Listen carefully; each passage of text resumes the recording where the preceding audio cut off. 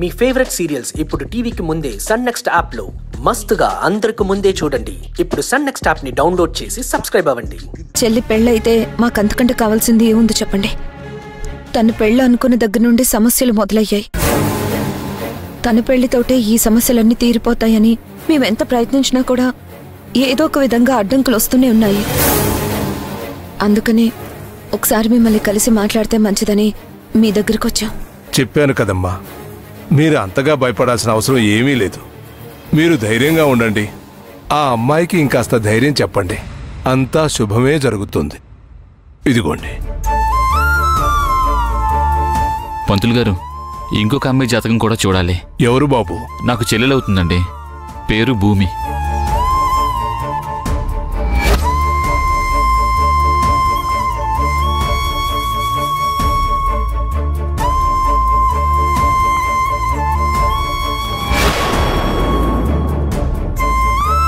ఈ అమ్మాయికి చాలా కష్టకాలం నడుస్తుంది కదా.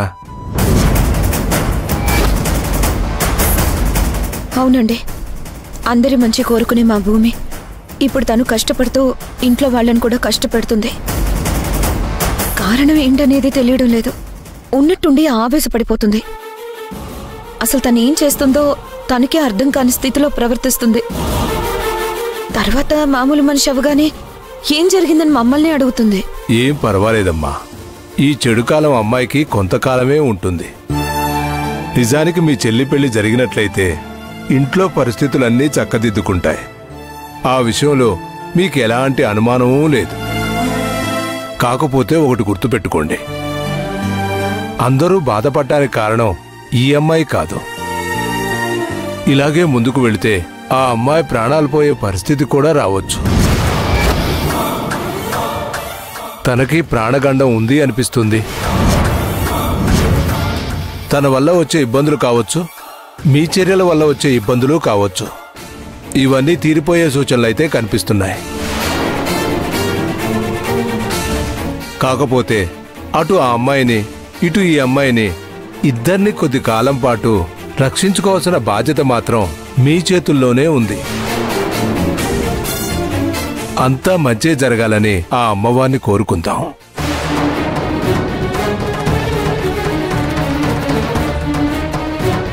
సరే స్వామి, మేమిక వెళ్ళొస్తాము. మంచిది.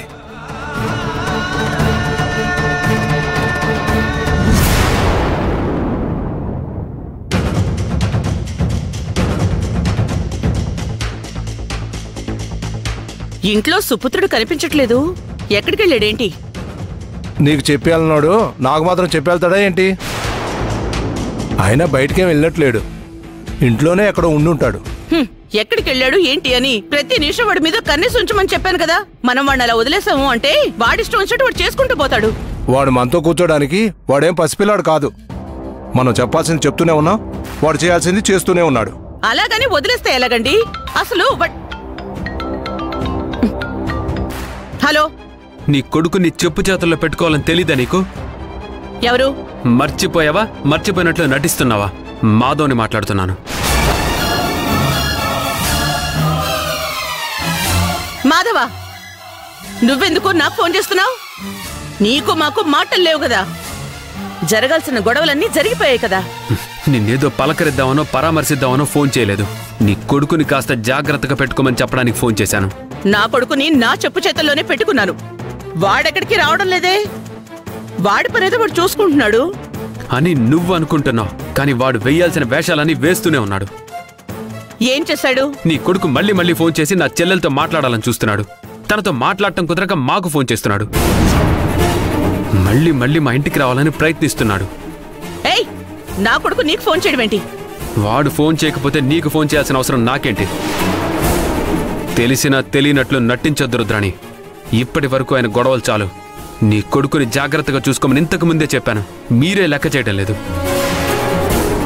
వాడు రావటం వల్ల, వాడు ఫోన్ చేయటం వల్ల నా ఇంట్లో ఎవరికి ఏం జరిగినా, నా చెల్లెలకి ఏ చిన్న కష్టం వచ్చినా ఈసారి మీతో మాట్లాడను.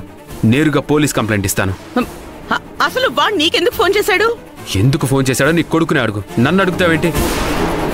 ఇంకోసారి ఫోన్ చేస్తే మర్యాదగా ఉండదని నీ కొడుకు చెప్పాను. ప్రతిసారి నా కొడుకుని ఎందుకు తిట్టారు, ఎందుకు కొట్టారంటూ మధ్యలో మీరు వస్తారు కదా. అందుకే మీకే చెప్తున్నాను, చివరిసారిగా హెచ్చరిస్తున్నాను రుద్రాణి. తప్పు చేస్తూ ఉంటే భరిస్తూ పోవడం మా వల్ల కాదు. దేనికైనా ఓ హద్దుంటుంది. ఇప్పటికే మా హద్దుని చాలాసార్లు పరీక్షించాడు నీ కొడుకు.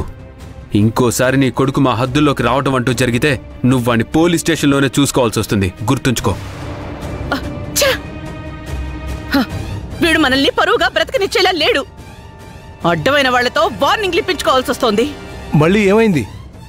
వీడుండేవాడు కామ్గా ఉండకుండా ఫోన్లు చేస్తున్నాడంట. ఫోన్లు వాళ్లతో మాటలు అనిపించుకోవాల్సి వస్తోంది. సిద్ధు, సిద్ధు, సిద్ధు! ఎందుకు మమ్మీ, ఎందుకలా గట్టిగా అరుస్తున్నావు? ఎన్నిసార్లు చెప్పాలరా నీకు? బుద్ధుందా లేదా? వాళ్ళ ఇంటికెళ్ళి అన్నిసార్లు తన్నులు తిన్నావు, తిట్లు కూడా తిన్నావు. అయినా నీకు సిగ్గు రావడం లేదా? అయినా వాడికి ఫోన్ చేయాల్సిన అవసరం నీకేంట్రా? నీ వల్ల నాకేం జరిగినా జరగకపోయినా ఈసారి వాళ్ళ ఇంట్లో సమస్య వచ్చింది అంటే దానికి నువ్వే కారణం అని చెప్పి నీ మీద పోలీస్ కేసు పెడతానంటున్నారు.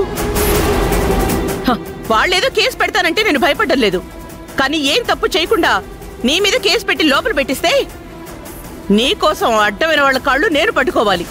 అది ఆలోచించుకో. అందులో ఆడపిల్ల విషయంలో కేసు అంటే బెయిల్ కూడా రాదు. సిద్ధు, రే, నా మాట వినకుండా వెళ్ళిపోతావేంట్రా? ఆగు సిద్ధు! ఛీ, ఏంటండి వీడు చెప్పిన మాట వినకుండా మాట్లాడుతుంటే వెళ్ళిపోతున్నాడు. అతిగారాపం చేసి తప్పు చేసాం అనిపిస్తుంది.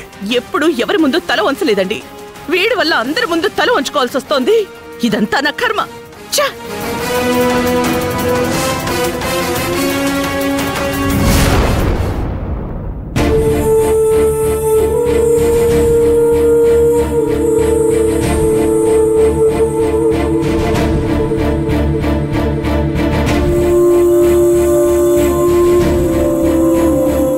మళ్ళీ ఏమైంది భూమి? ఎందుకు అలా ఉన్నావు?